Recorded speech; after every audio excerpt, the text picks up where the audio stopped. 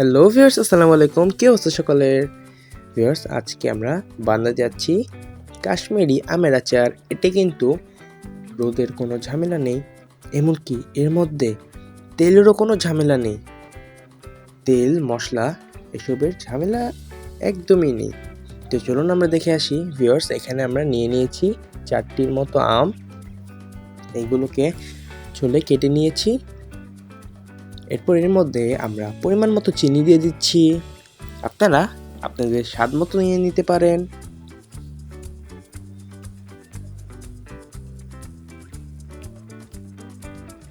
এরপর এর মধ্যে আমরা দিয়ে দিব ভিনেগার। আমরা এখন এটাকে আধা ঘন্টার জন্য রেস্টে রাখছি। ভিউয়ার্স, আমরা এখন 5 ফোড়ন মশলা ভেজে নিব।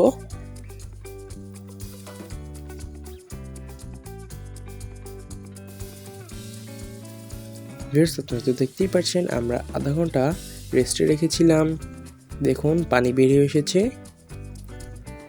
এখন এটাকে আমরা ভালো করে জাল করে দিব।